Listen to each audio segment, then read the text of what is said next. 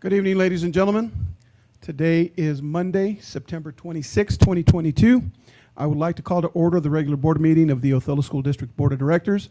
We will begin tonight with the flag salute.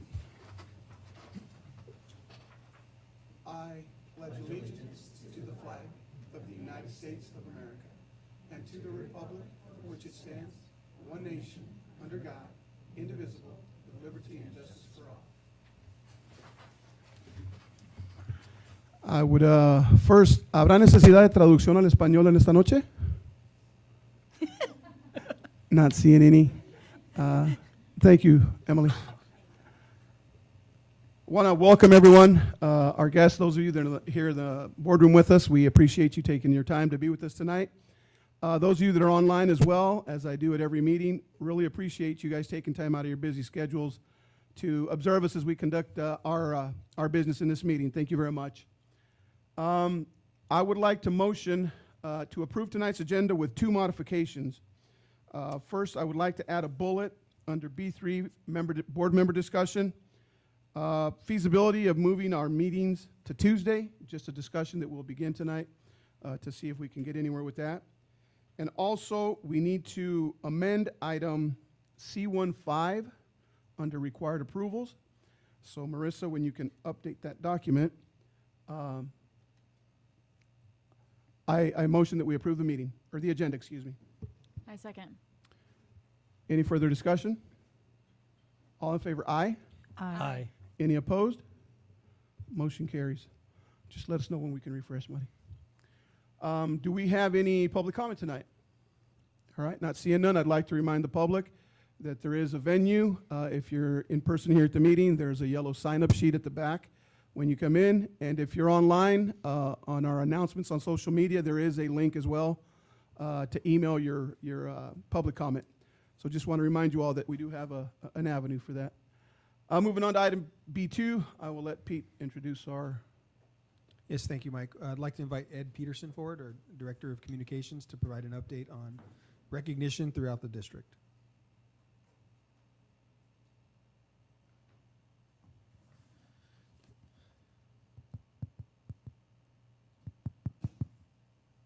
I guess we give it, there we go. Yep. Okay. Everybody can hear me, right?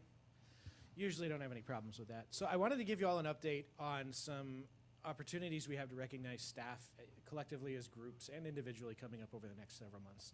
Staff recognition is something that we are working on being much more intentional and focused on this year. Everybody likes to be recognized for the role that they play, and everybody certainly has a big role in providing and creating success for our students. So coming up in October, and I have a document here that I'll share with all of you as well. I've shared it with Jen Stevenson already. But coming up in October, it's National Principals Month, all month long, so opportunities to recognize the principals, and we'll be doing a lot of that at the district level as well. October 2nd is National Custodial Workers Day. Our custodians work incredibly hard to keep our buildings ready for students and staff every day. October 5th is World Teachers Day. October 6th is National Instructional Coaches Day. October 16th, National Bosses Day. We obviously can't forget that one. There's a couple of more here. And these aren't all necessarily staff recognitions either, but we have School Bus Safety Week, the week of October 17th, and then Stop Bullying Day on October 19th. And so the list that I'm going to share with you all later tonight is a working document. We're adding more and more to it every time we come across a new recognition that we haven't necessarily done in the past, but we want to make sure that we make. So you'll see those sorted by month, every month throughout the rest of the school year. But just wanted to be able to share those opportunities with you. Thank you, Ed. Very good. Thank you for that, Ed. Appreciate it. Moving on to item B4, student representative reports. Would like to thank both our reps for being with us tonight. So you guys tag team, and who goes first?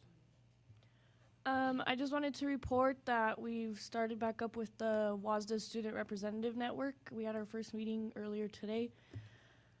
And then also just kind of personal kudos. I worked with Logan from WASDA today to record a video for all the people who are going to be watching General Assembly. And there was one other thing that I can't remember, so that's it for me. My report is based on the Wahidis visit, and I don't know if you guys wanted to wait for them to present their thing and then I can talk about it, or if you guys just want me to go through it now. We can wait till they're done with the Okay. presentation. Okay. If that's what you were going to talk Yep. about. Very good. Thank All right.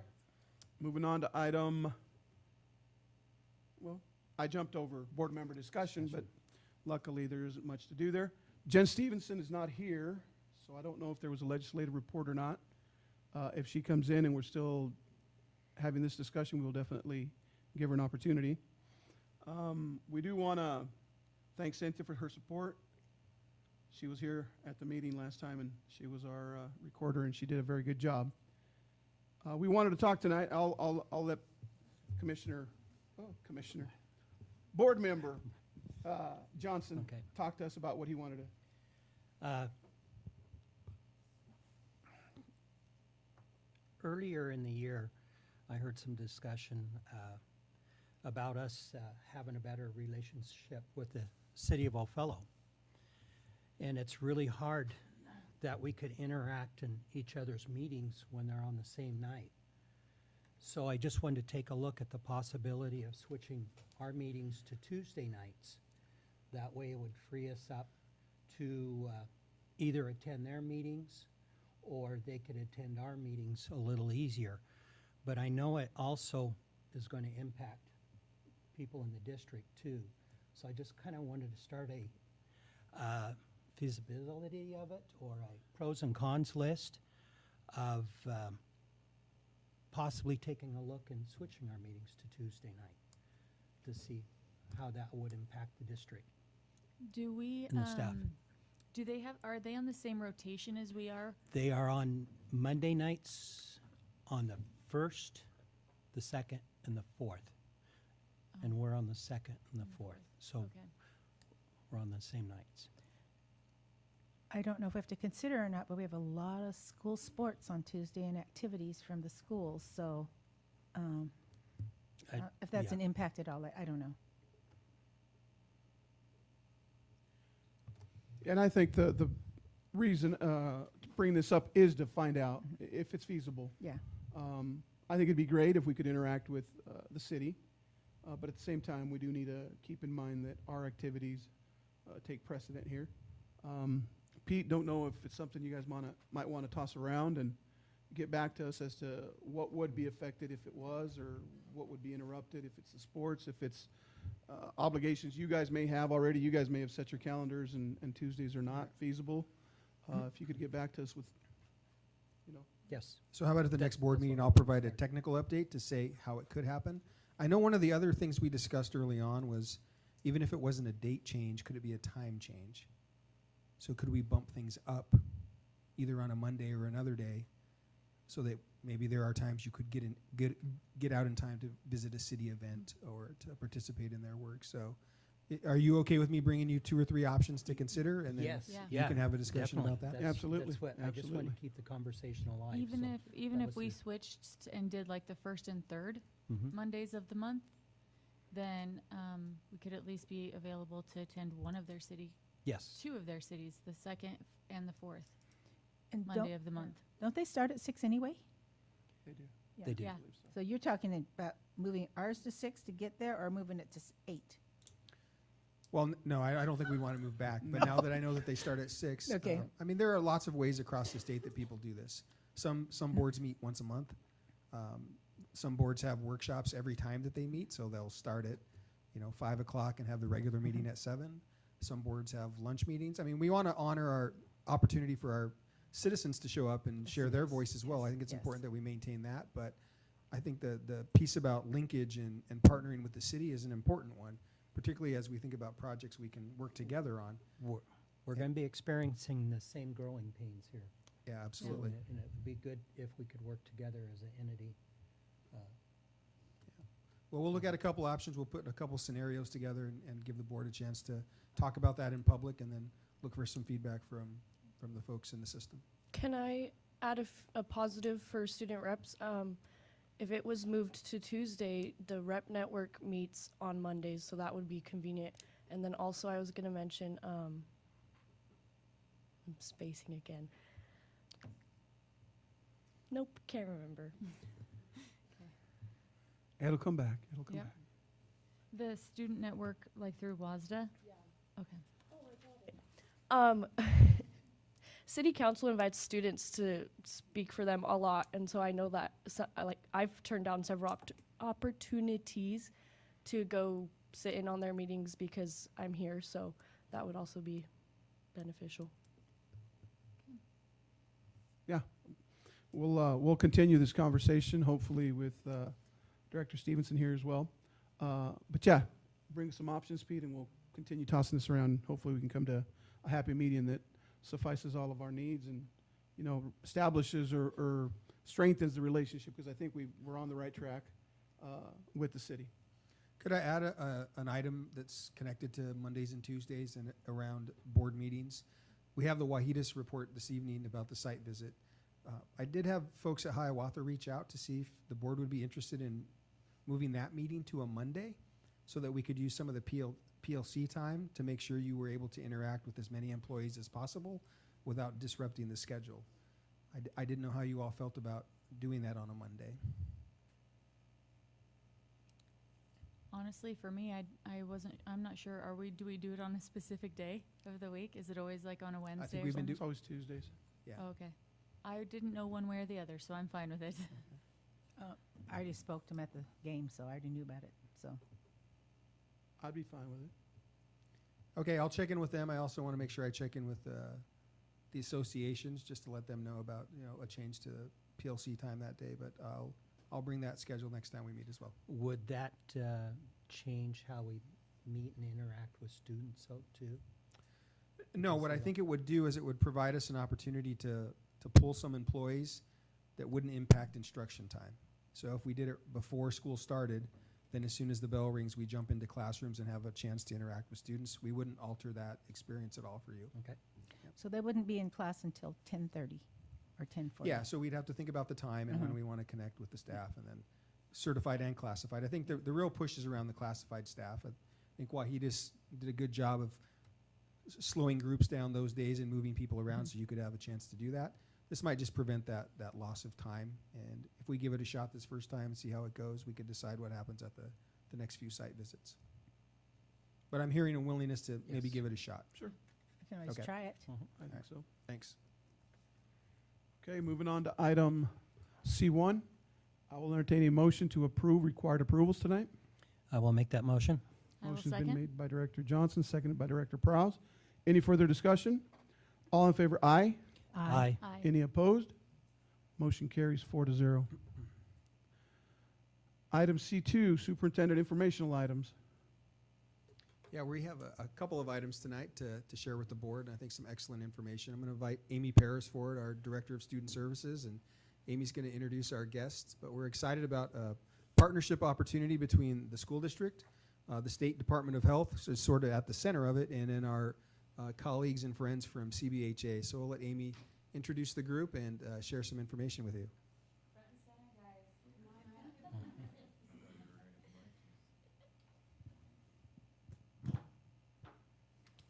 Okay, well, thank you for this opportunity. It's an honor to be able to introduce this partnership. When I think back to the way we've worked between our school district and our mental health providers in town, for years we've had great partnerships. We've had to work together. We don't have a ton of providers in our little town. I became a counselor in Othello in 2001 at McFarland. So I can go back and think of a lot of counselors and mental health support staff that we've worked with. So it's always been very positive. But during COVID, we had a huge uptick in our needs.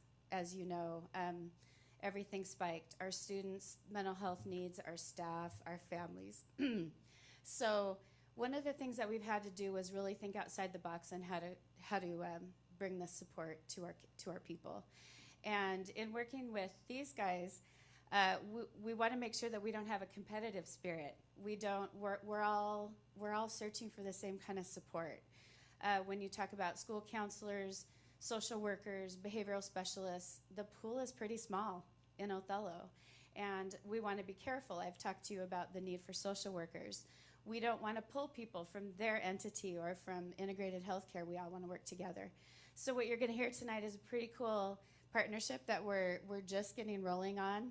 And I really think it's going to change how we serve our students and our staff and our schools, which then is going to bleed out into our families. So with that, I would like to introduce Nieves Gomez and Amanda Stuckey to talk you through a few slides. Good evening. Thank you, Amy. I want to start out by thanking Superintendent Pete Perez and Amy for really inviting us for collaboration. I heard the words partnership and linkage, and you're speaking our language. I was looking over my shoulder here to the whiteboard or the papers back here, and I see anxiety examples, defensive examples, and risk behavior, all related to behavioral health and mental health, and really what our kids deal with every day. So I have Amanda Stuckey with me. She's our Director of Grants and Contracts. Again, my name is Nieves Gomez, and I'm the Chief Executive Officer at CBHA. And we're excited about this partnership, so we're going to take you through it. It's not a very long presentation. We do have a demo at the end to give you an idea of what the partnership might look like, and I would encourage you guys to, if you have your phones with you, to go through that, but I'll let Amanda get us started. Hi everyone, my name is Amanda Stuckey and I'm the Director of Grants and Contracts at CBHA, and we have some slides to share with you tonight and a very exciting opportunity that we are presented with. So I'll go ahead and go to the next slide here. So we have some exciting news. CBHA applied for a grant with the Washington State Department of Health, and we received the grant. We were awarded the grant. It is a $250,000 grant from the DOH, and the purpose of the grant is to work with the school district, Othello School District, to improve the quality of behavioral health care and access for the children enrolled in the district. So we were awarded this grant. We're very excited. So we have been working with Amy and Pete recently to get the ball rolling on this. So basically with the grant, what we have talked about, what works for our community specifically, is to look at doing a hybrid telehealth approach. And as Amy mentioned, you know, working together, we don't want to take resources away from the school or CBHA. We want to work together as a partner. So in order to do that, we have the technology at CBHA where we can actually provide those healthcare services. And also, more than that, we want to do professional development with the staff as well. So the grant will allow us to do that. And what we would like to make very clear here is the intention with the grant is to focus on behavioral health only. So that's really where this grant is going to take us.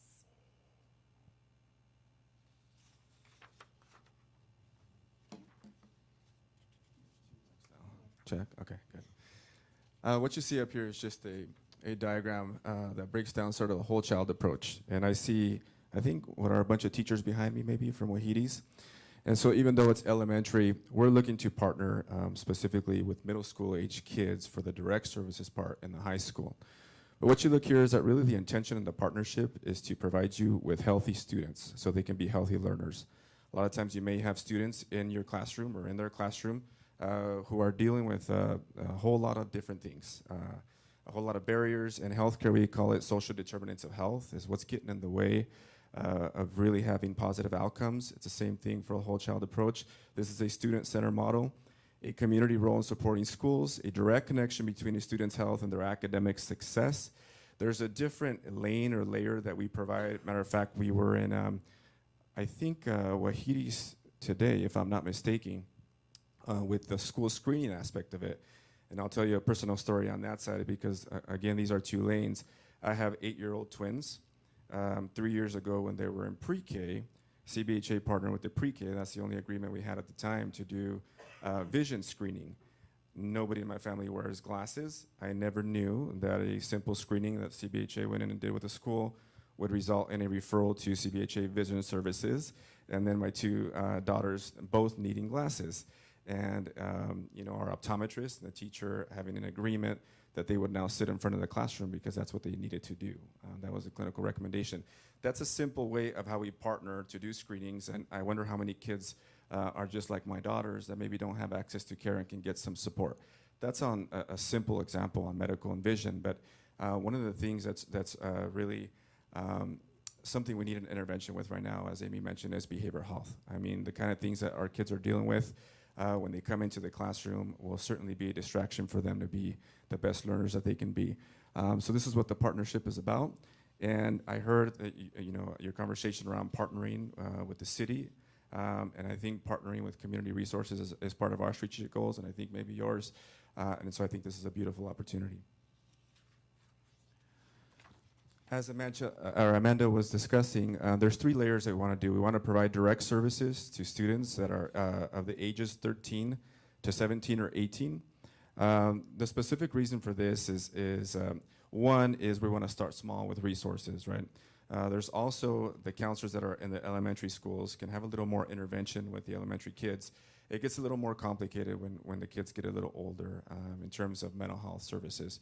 The other thing is whether they're in the school or outside of the school, whether they came to CBHA. I'm not sure if you're aware of this, but a child that's 13 years of age does not need parental consent when the conversation is regarding mental health.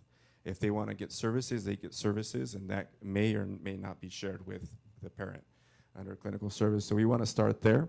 We also have a request to provide professional development, and we certainly want to provide that for all staff of Othello School District. And what that will look like is CBHA will bring over, or actually partner with your staff meetings and trainings, and we'll bring over behavioral health consultants, licensed mental health counselors, and psych advanced nurse practitioners from the clinical side to really have that conversation and presentation with teachers about what their kids might be dealing with in the classroom and how they can partner on their health with that. And then lastly, and I'm kind of running through these, is sort of the community support and how do we partner in providing information and resources to our community. And I think we have an event coming up, Amy, that we're already partnering in, and we're bringing in over some resources. And I think it's a career fair that you all are putting on, but that's a good opportunity for us to partner, bring resources, bring information, bring handouts. And I think we'll do fun things like, we have the ability under this grant to raffle, say, an iPad. But not just to raffle an iPad, but for students to actually have engagement. We want to put together a marketing and branding video on making it, really addressing the stigma around behavioral health and breaking down those barriers even for students. So we'd like students to participate in the video. And in order to do that, not only will we use students, but we'll give them an opportunity to win an iPad and cool things like that. So I think that'll be fun for them. What will this look like? This is an active QR code, so if you have your phones, I know it's a little far away, you can actually scan it and experience this yourself. We put this together in just a couple of hours. This is not final. This is an example of what it might look like. So this is Quincy, the chatbot. We would look to create bag tags for marketing for students, make it easy for them, keychains or anything, any ideas that the school district might want to throw at us, or maybe even the student body might throw at us for cool ideas, so that they always have a QR code available whenever they're experiencing some mental health concerns or behavioral problems. What this says here, and I can barely read it, is, hi, I'm Quincy, I'm CBHA's virtual assistant. I help students with engagement to behavioral health. I don't think it's working on the actual slide, so if you have it on your QR code, it's not moving for us. But what this does is an interactive chatbot that actually engages with students, and it'll take them actually through their experience. It'll take you through any symptoms you might be feeling at the time, or maybe if the conversation is private. It'll ask the student if they want to be seen at a middle school location, at a high school location, or if they want to engage in a virtual visit with CBHA. They then can schedule through their mobile device a visit at a time that is convenient for them and at a location that's convenient for them with one of our behavioral health consultants. And then they'll follow up. Not only can they schedule their own appointment, they'll have access to a behavioral health resource library. So say somebody has suicidal ideation, they're really going through maybe an anxiety attack, maybe before that, don't know what to do, maybe I know there's been a couple of car accidents, maybe one of those situations, really dealing with something, they're disengaged in the classroom, they decide to skip the next period and they have an important decision, what do I do now? And it's at that moment that we want to provide them with access to a QR code like this where they can scan it and say, I just need to talk to somebody. maybe I don't know what to do, or I don't know what my next step is. I just need to engage with somebody before I make my next decision as a student. And so that's really the purpose of this. This is not the final product. We just wanted to put something in front of you guys, so hopefully you have the opportunity to scan that and go Just- through it. Yeah, just for the public, I did scan it, and it is Quincy. Your eyesight's not that bad. And then it says if you're feeling like you need some support or just not feeling yourself lately, we can help you. Let's get started. A few quick questions, and I will get you connected. Please tell me your name. Yeah, so if you put in there test patient, just test patient, it'll actually take you through the entire sequence, where you can select location, who you want to talk to, when the time is convenient for you. So again, it's not the final version, but the purpose here is to show that CBHA has been working on some technology. I can tell you that there's no other health center in the nation that has this. We're looking to patent it. We do a presentation at a best practice. We had an opportunity to feature this at an event in Puerto Rico. And we were just looking for the opportunity to partner with you all to be able to roll something like this out.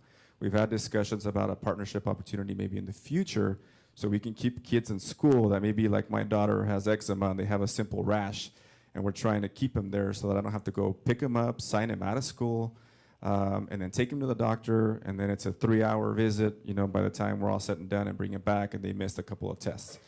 So we want to maybe expand on this in the future, keep kids in school, give power to the school nurses to work with a CBHA provider, and determine what the next best step is before we pull parents out of their work or vice versa. So again, just a quick example of what the opportunity may be able to look like. But for this, it's very specific to behavioral health, and that's where we want to start. That's our main priority right now. So I think at this time, we'd like to open it up for questions. I have some. Go for it. Yes, First of all, please. I absolutely love it, and Mhm. I love the idea of expanding on that. $250,000, that's not that much money. Yeah. Is that per year, or is that just like a one-time grant? And is there plans to like obtain more financing to continue the program? Yes. So this grant, it's a contract through the end of June of 2023. And it's a performance-based grant, so we have to do certain things such as write a work plan, do community engagement activities, you know, create a sustainability plan, work with the Department of Health, attend their meetings, work with the Washington School-Based Health Alliance. So there's certain milestones that we need to meet in order to earn the $250,000. However, there are more, I mean, Department of Health says, you know, we might have more grants coming, so absolutely we could apply for those as well in the future. What we liked about this grant is that it was a startup grant. And so to answer your question, Lindsay, is whether we had the grant or not, CBHA is committed to do this. So we don't have to worry about funding from that aspect. If the district is interested in this partnership, we'll find a way to make it happen. Okay. We just are blessed to have the grant so that we can start the sub work on some cool engagement opportunities and then see where it goes from there. It started at $90,000. What the grant parameters look like is what would benefit, sort of Western Washington, which is very different from Eastern Washington. And so basically we would push back on the Department of Health and said, CBHA is not willing to partner on this grant if it cannot be modified to the type of environment and what we deal with here in Eastern Washington. They were going to give us $90,000. They heard our presentation on the hybrid model. Most of the time, school-based health centers are full-time in the schools and available to all communities. We didn't want to do that. We don't, right now, we're not prepared, or to be blunt, we don't like the idea that any adult can walk into a school and get care. That's not the purpose that we want to do. So we said we look different in the eastern part of the state. And so when they heard our proposal, they said, we'll up it from $90,000 to $250,000. You guys partner and develop with the Othello School District, and maybe we can learn from you all, and we can replicate this across the state. So we have a beautiful opportunity to make this our own, focus on behavioral health, and then see where it goes. Fantastic. Yeah, so with the $250,000, we can do many things, and among them, really hire resources that I was sharing with Amy. We can. You guys have been looking for social workers, I think, in the past. We have access to some. We can post the position. We can work with the Othello School District to interview the candidates if we desire to do it that way. hire the resources and then turn them back over to Othello School District. Pete and Amy have a better idea of how they can engage with students than we do. And we've been talking about a school liaison position, maybe something like that, to connect them. The purpose is really to get them connected to behavioral health resources at CBHA that can really take it from there. Possibly, could we try to apply for some grants also from the district end? Is there opportunity for school districts to apply, or is it more medical centers? Sure, there is a lot of focus on behavioral health in our nation. It's no different in Washington State. Okay. The Healthcare Authority just yesterday announced $100 million to focus on behavioral health. So there's going to be monies. Okay. But again, with or without the money, I think Yes. CBHA is willing and able to fund this initiative. We've been saying that. And I don't think that would be a challenge or a barrier for us to engage in this. I have relationships with Empire Health Foundation, Group Health Foundation. They've offered funding for this as well. So if Department of Health didn't provide this for us, we have other avenues to do that. Oh, I think it's wonderful. I do too. Simply wonderful, yes. I'll just add two components around the funding piece. The district actually received a grant for the same amount, but we're focusing more on traditional nursing services. Okay. So those options are out there for the district as well, but the opportunity to partner with them, Oh, I absolutely. think, gives us both some more flexibility in what we're pursuing. I think another way to think about the funding and sustainability moving forward is the model that we have with our SROs. You know, at one time it was just one One, SRO, yeah. and the community and the district said, we have more need here. Yes. How can we fund and support that? And if this moves, I think you talked about performance metrics. Is this really working in your communities? We'll find ways to make it happen for our students. Oh, Good. wonderful. I just don't want it to go away. Oh, I know how no. bad our students need it, so I don't want it to just be like a 1-year shot for them. They'll need it for multiple. I mean, it's not going away. The only way I can see that being a barrier, and I share in your concern, is only because it's very difficult, as you are all aware, to hire these resources. So for the masters in social work, masters in psychology, those sort of interventions, very difficult to recruit. That's why we think it's best that we work together and not compete for the resources, and then offer them back to the students in the community. I have a question about the Quincy thing. So I see a counselor at CBHA, so I know when it comes to counseling, there's a lot of rules regarding privacy, Sure. and then it's kind of different when you see a school counselor. So I was just curious if Quincy is used and they schedule an appointment, are parents contacted? No. So I'm glad you asked that question. Same privacy laws that apply when you come and see a counselor at CBHA apply when you engage in these services in the school district. Now, if the student is willing to have the plan maybe that you're working on with that counselor shared back with the teacher, because you might need some adjustments, you know.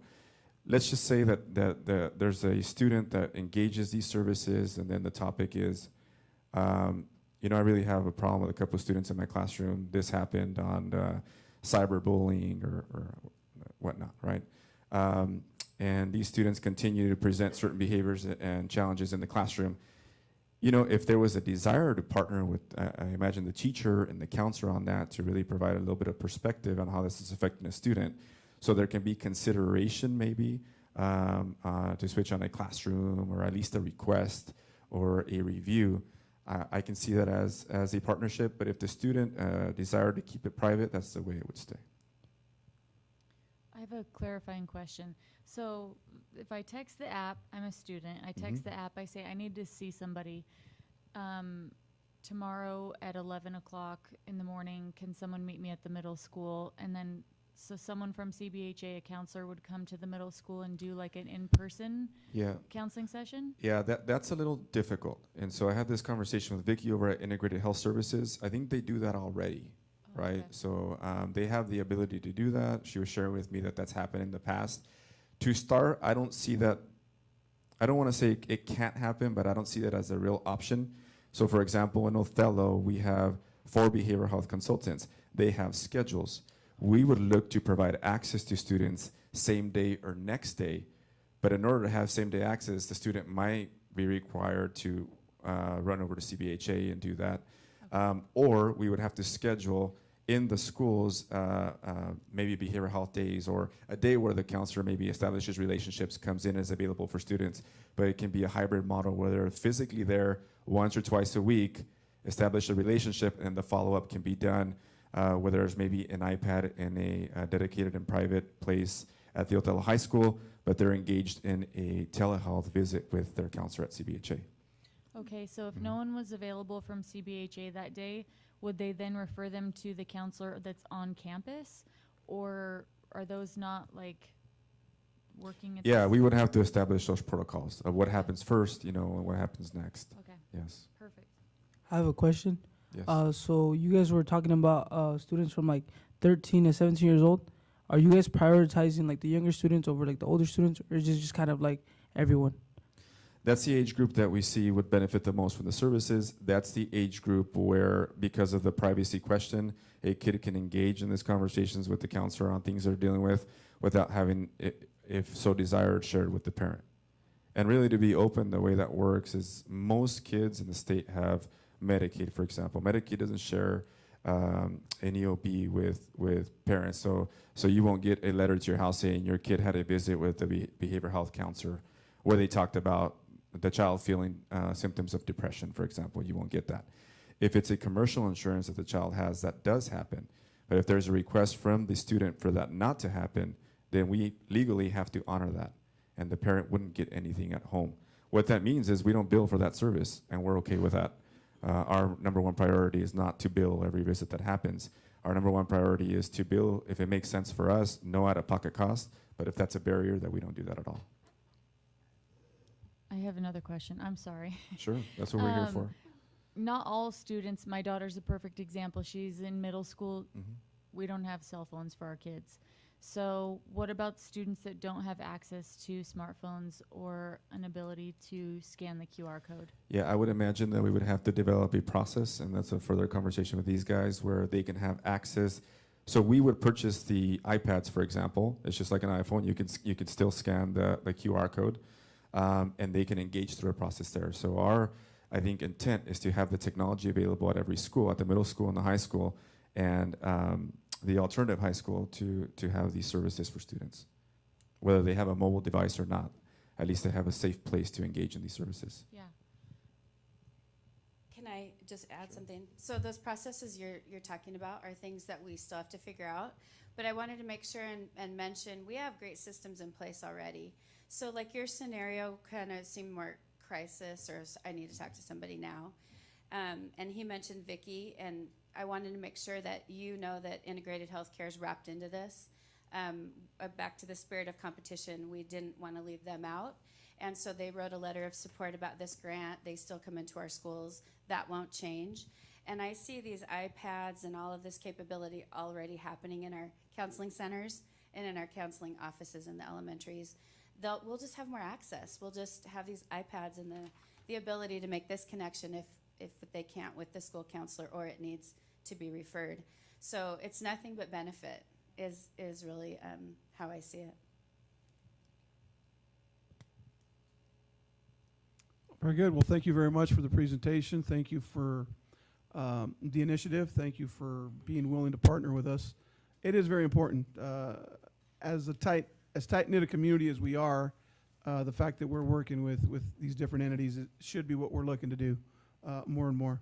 So thank you very much for being here, and I hope this is just the beginning of a lot more collaboration and a lot more projects, like you said. We'll start with this and end up wherever it needs to go, and hopefully this is the beginning of a great relationship. Thank you very much for being here. Thank you for your partnership. Thanks. Thank you.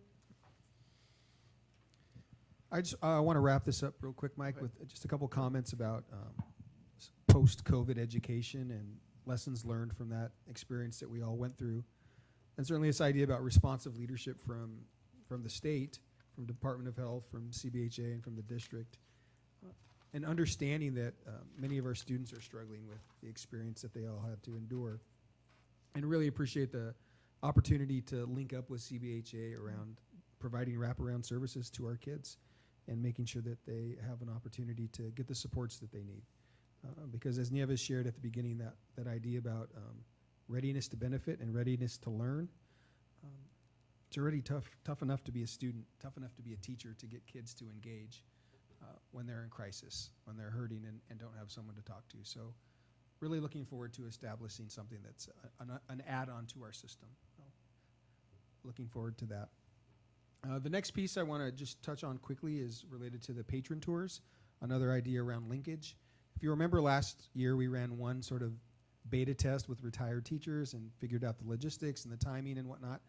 We're going to open that up, and we're going to have an event on October 12th.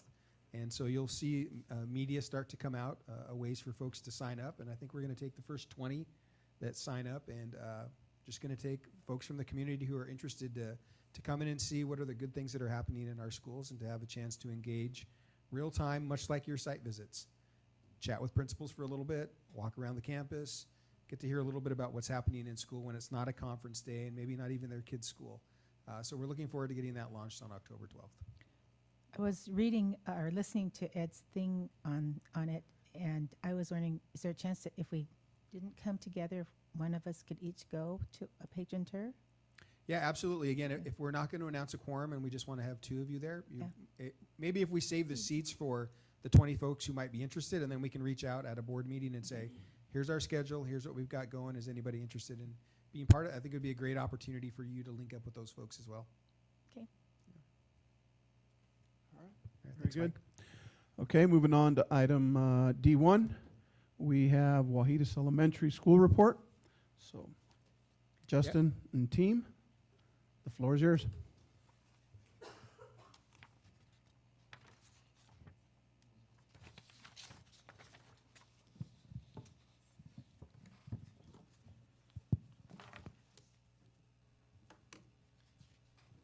All right. First off, I wanted to say thanks for letting us be here tonight. We're really excited to share more about our story and cool things happening in our building. But before we start, I wanted to make sure you knew everybody that was with us tonight. So this is Christina Benjamin, our new assistant principal. That's Ashley Garza. She's a 2nd grade teacher in our building. Mark Zuniga, 4th grade teacher. And Morgan Garza, a 1st grade teacher. So yeah, we'll just jump right in. So as you all know, clarity precedes success, right? The more clear we are, the quicker we can be successful. So this summer, we really continued the work of defining what it means to be a Hawk, and what our system is, and making sure that there's no gaps in what we're doing. So every one of our teachers this year has what we call the Hawk Handbook. It's comb bound, and it's with them all the time. We bring it to staff meetings and everything.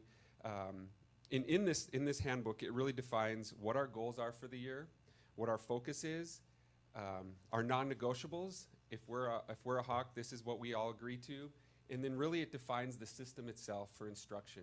When we say walk to, what does that mean? When we say close reading, what does that mean? So all those things are in this for our teachers to make sure that we're all on the same page.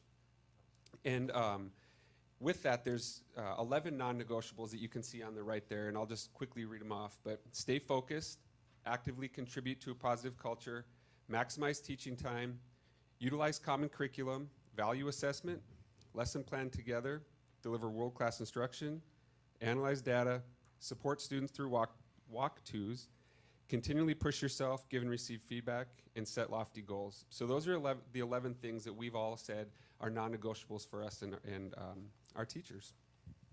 And like Justin was talking about, we have our non-negotiables, and our #1 top priority is to stay focused. And that really means that we are here to continue to put in all of our time and our effort into a few things.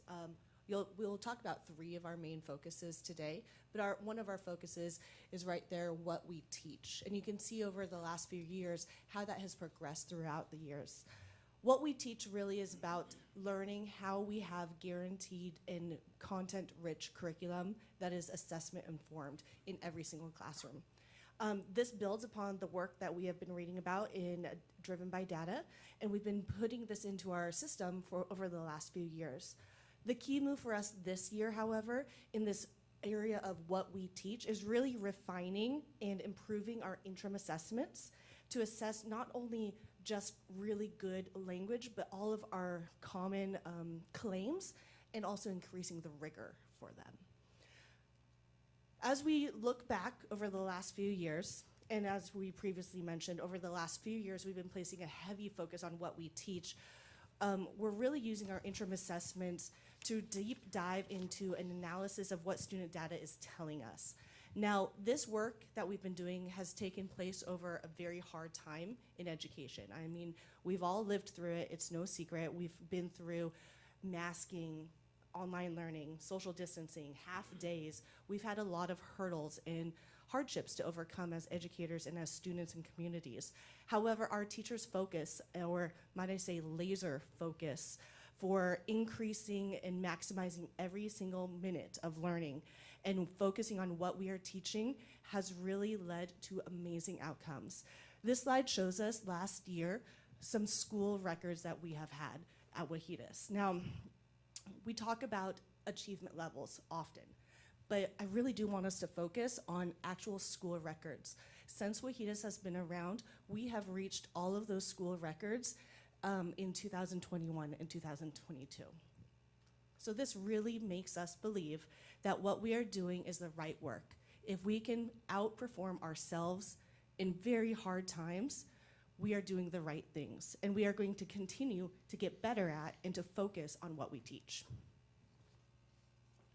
The second area of focus is, so we said what we teach, and the second area of focus is how we teach it. So this really continues the work that we've been doing with lesson planning and instruction, defining and improving our instruction. Our goal here is to create a system and structure of high quality instruction to accelerate learning for all students. Every single student we want to grow more than 1 year in 1 year's worth of time. So with that said, looking at what we did last year, and were we able to accomplish that? Because this is our third year of focusing in this area.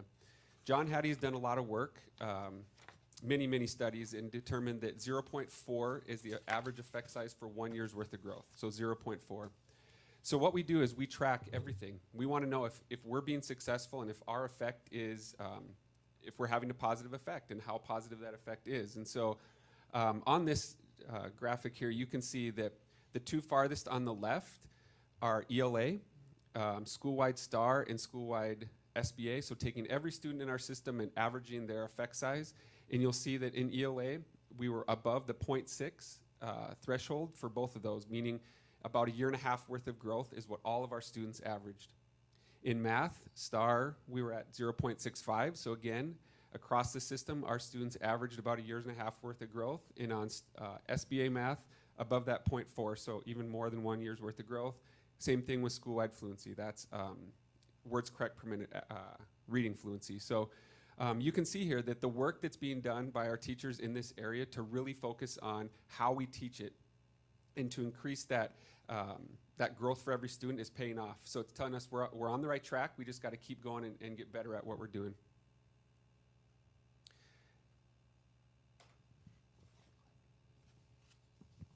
All right, so my name is Morgan Garza, and I teach first grade. So as teams, we meet during PLC time every Monday, and then at least one other time during common planning throughout the week. So let me get my cheat sheet out. So we collaboratively plan all core ELA and math instruction during that time. Using a lesson plan that we created last year, which means all core ELA and math lesson plans are have the exact same anticipatory set, exit ticket, I do, we do. They're all discussed and planned together as a grade team. That has been really helpful. I know for my team and other teams, because we're really able to like dissect the lessons, the objectives, standards, and really just like walk through, talk about the misconceptions kids might have, maybe struggles that we're having. How are we going to teach this? And just work together to iron that out. That's also sprinkling out, I guess, into other subjects. We're also doing it, we just started, we got our science kits, so we've been planning science, going through the lessons, what's it gonna look like, what are kids actually gonna do, and it just honestly makes me, and I know other people, just feel more prepared and ready for the week. Hi, my name is Mark Zuniga.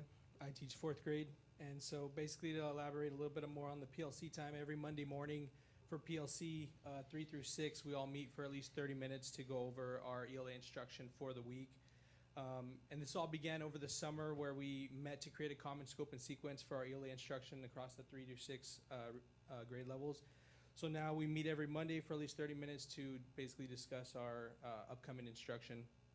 So during this time, it allows us to share graphic organizers, chants and gestures that we use to lead lessons with our students. And so doing this ensures that we have richer ELA content from our students. Being able to meet with other grade levels also allows us to bounce ideas and strategies off each other. And it's been extremely helpful in preparation and basically, and realistically faster growth for me personally as an instructor.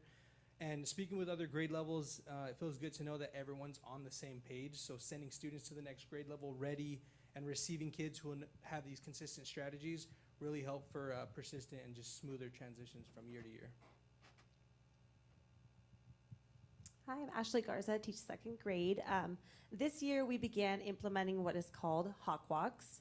As you can see already today, we have awesome instruction happening within our building, and what better way to learn and grow as a teacher than from each other. So these are called Hawk Walks, and what they are is a system in which every grade and specialist receives 3 and 4 half days throughout the year to go and visit, observe classrooms within the building, and visiting 8 classrooms each time or session.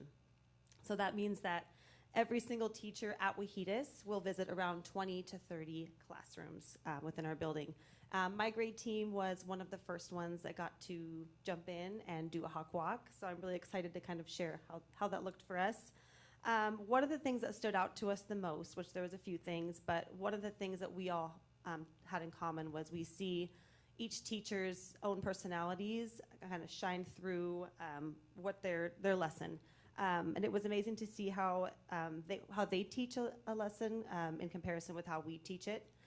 So we took a lot of really good ideas, and it wasn't all just academic content, but a lot of it was classroom management techniques such as student engagement, how the teacher manages the classroom, how the redirect strategies, and even some really fun attention grabbers, and also the I do, we do part that we all plan at Wahitas. You can see it in their lessons.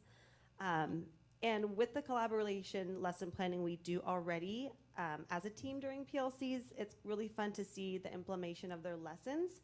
And you can see the team and you can see how they meet together. You can see their collaboration. You can see their planning just walking through the classrooms and seeing it in that light. And when we walked away, we immediately thought, that's going to help us out when we do our lesson plans. And I like what they did there. So it's just this continuation of collaboration, I think, is what makes us all stronger teachers, and it was a really cool experience that I'm excited and I'm for everybody else to experience as well. So as I forgot to intro these guys, but like I was saying earlier, our second area of focus is how we teach it, and these are the 3 areas that we're really, really focused on this year to get better at. And so again, that fits into the second focus. So like we talked about, we have our 3 main focuses. Number 1, which is how or what we teach. Number 2 is how we teach it, which leads us into the next one with number 3, which is literacy. Now, looking back at this slide, however, I want you to focus on the fact that in previous years, we've been focusing as our number 3 in feedback. And that's because this year we really get to kind of shift away from focusing extremely on giving and receiving feedback to understanding the importance and role of how literacy impacts and is introduced in all of our instructional areas. Over the last few years, as you can see, we have been establishing a system that provides feedback, and that system is really up and running. So we're going to keep working on that and keep providing time and effort into it because it is one of our district's goals as well. But it is something that is really a functioning system for Wahitas. For example, it's been about a month of school, and each one of our teachers has had at minimum or on average about 8 individual pieces of feedback and one-on-one coaching with their administrator this year so far. So we're going to keep continuing that, but because we have a system that is already in place, the capacity is already built so that we're able to add another layer and change our focus here to number 3, which is authentic literacy across all content areas. That really means that this year in 2022, 2023, we're going to be conducting research and broaden our understanding of what purposeful reading is, what discussion is, what writing is, and how they all look and feel in a classroom and at each grade level. That's going to help us to really improve and continue our core instruction as we continue to laser focus into authentic literacy in the next year, 2023. So with that said, discussing literacy, something we wanted to share with you. You can see here, we started taking the ESPA back in 2015. Our school had the WHEDIS students, 29% of them were at standard. The state was at 55%. Then you can look all the way to the far right. In 2022, we had 43% of our kids across grades 3 through 6 pass the ELA SBA, which is our highest percent ever. So we feel like really focusing on this literacy piece is going to even push us further. But it's exciting to look at that, knowing what the last 2.5 years have looked like. And it's something for our teachers to be really, really proud of, that excuses weren't made and a lot of learning was done, even though we were under some really difficult circumstances. And also I want to point out we're catching the state.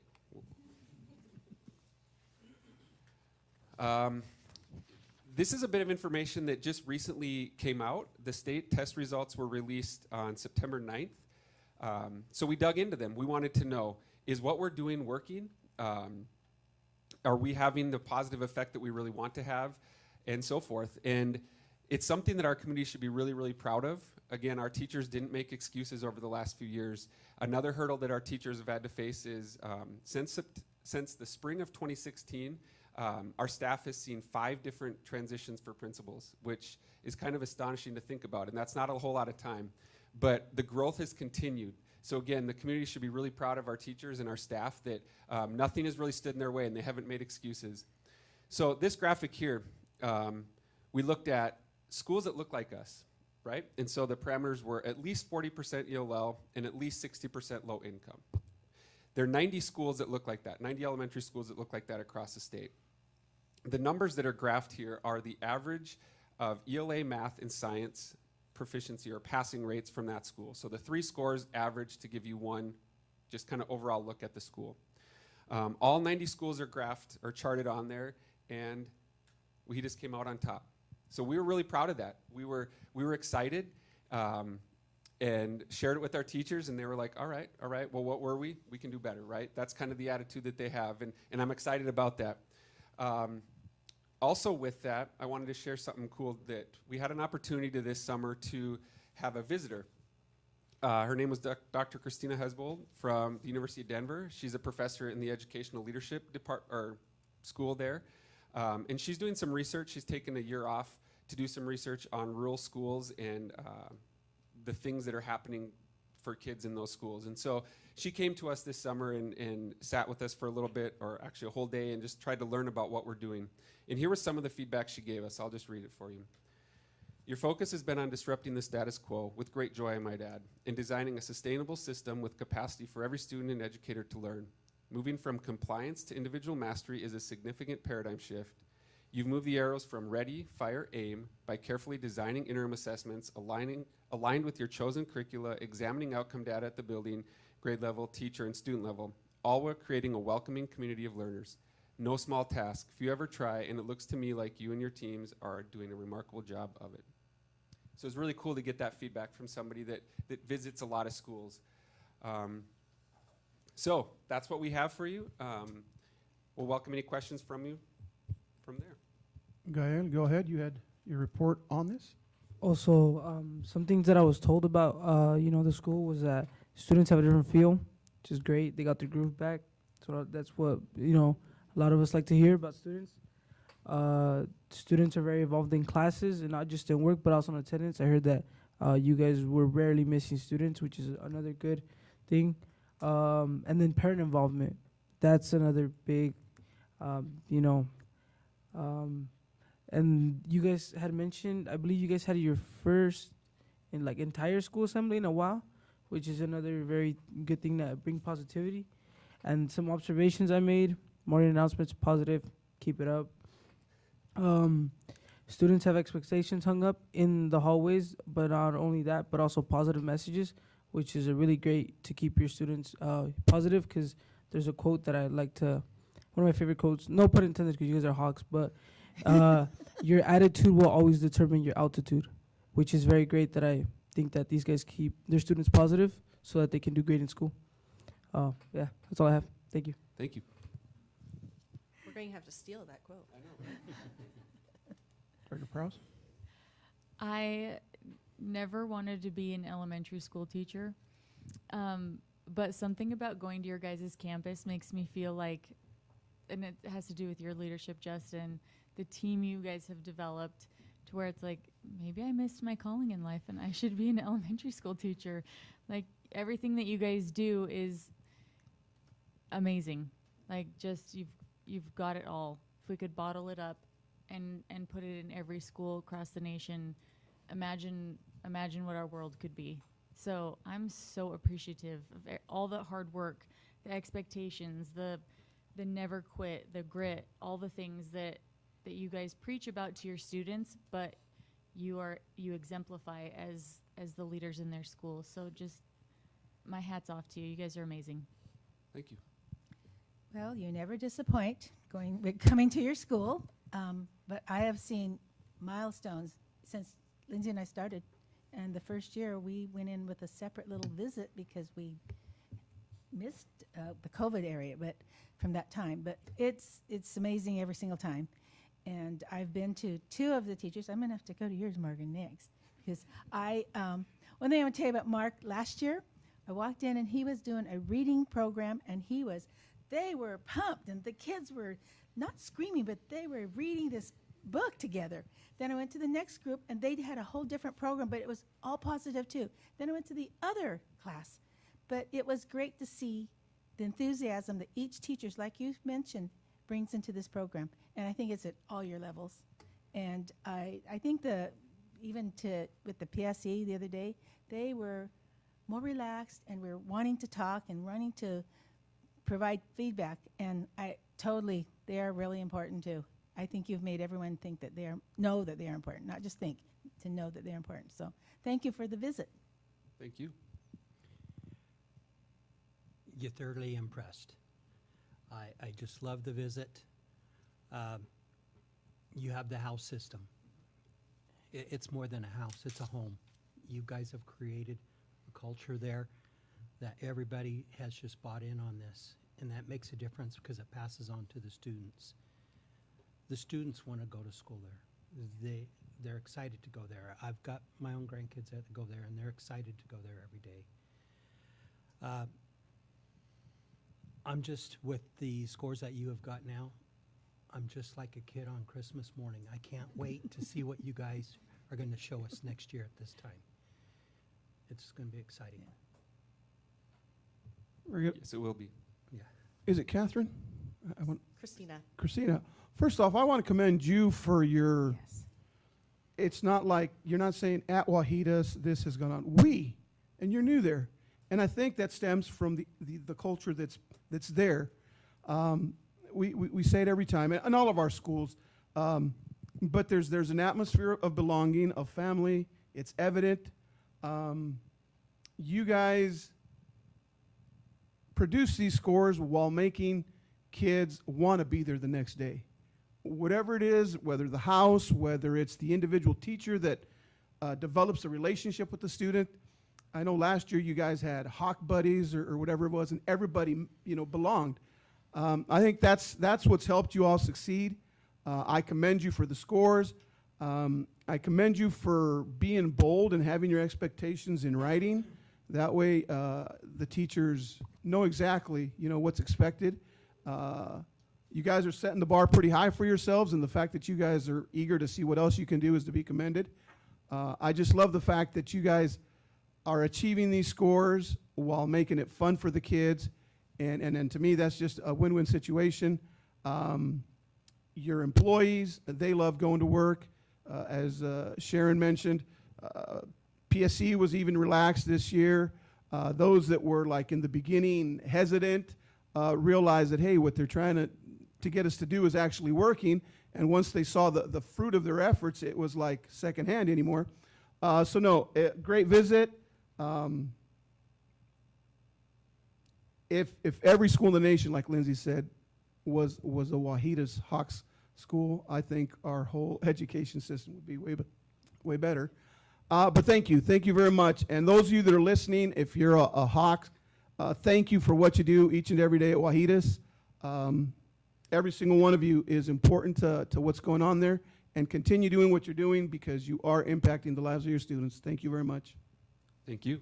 Could I just share a couple things, Mike, with the group that's here, and hopefully they go back and share it with their staff. You talk about what would happen in schools across America if folks did some of the things they're doing there. I'm more focused on the schools in Othello, and it's still been a difficult challenge to find opportunities for folks to team together.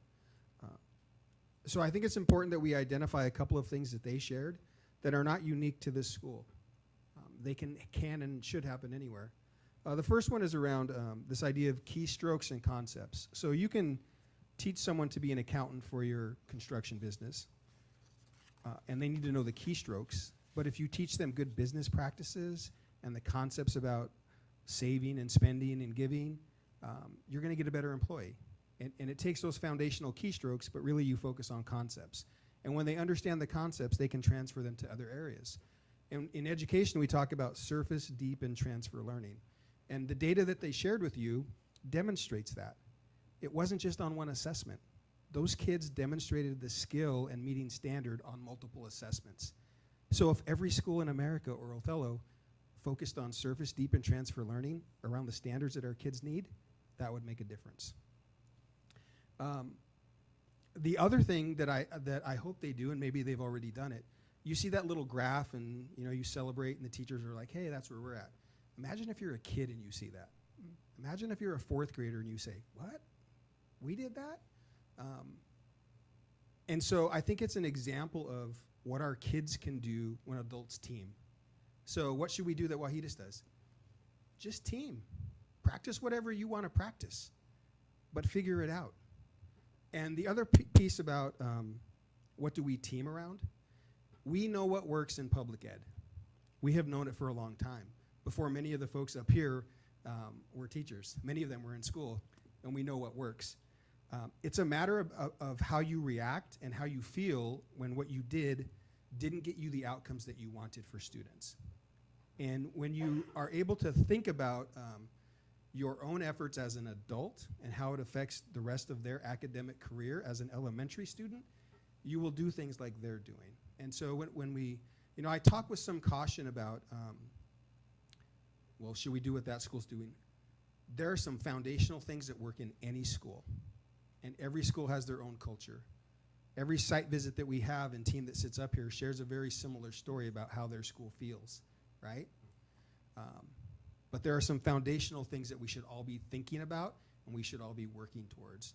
And so like you, I'm really proud of what they shared today, and I'm really proud for our kids. Because I was with a group of superintendents last Thursday, and the talk in the room was about learning loss and how do we talk with board members and communities about learning loss. And I was the only one in the room who could raise my hand and say honestly that we had a school that did better than they had before during COVID. No one else could say that. And so what these teachers have done is very, very remarkable. So kudos to them and kudos to those kids who hung in there during very difficult times. And this year when it's still tough, but it's not online and it's not some of the other obstacles that Christina mentioned, I say look out. Yeah. Look out for what's coming. So kudos to you all. Absolutely. Thank you once again.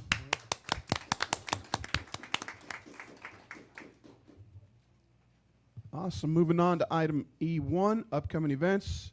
We have some items on there. A regular board meeting on October 10th at 7 p.m. The patron tour begins at 8:30. Hiawatha visit to be determined. You'll let us know if it's changed to the Monday. Gets an agenda, and then our next, our other board meeting in October is on the 24th. Moving on to item B2, board self-assessment of the meeting.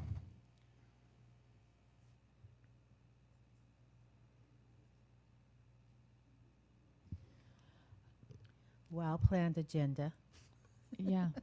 Our content was amazing. The CBHA visit was super great.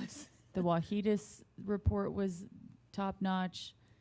I don't know if I've smiled so much during a board meeting. We gained a lot of It was knowledge. like, my face is sore a little. Yeah. 'Cause I've Yeah, been we gained a lot. I want to think we commend gained a everyone lot. for the participation. I think all of us participated. It was well balanced.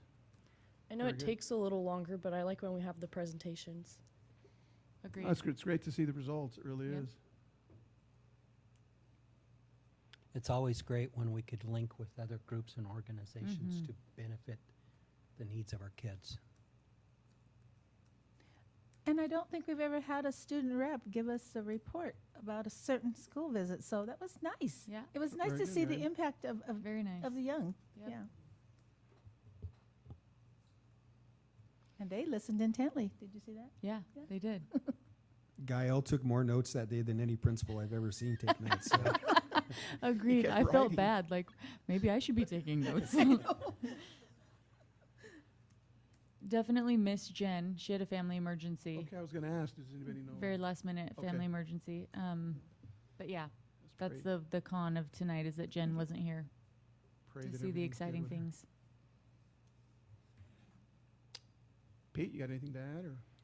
I think just as a plus would be, I really appreciate the efficiency of the meetings. Not only that it was great content, there was a lot covered tonight, but it's still only 70 minutes. And I think that's reasonable expectation for all of us. So thank you to the board for making sure that things are efficient and we get the information covered that we need to cover.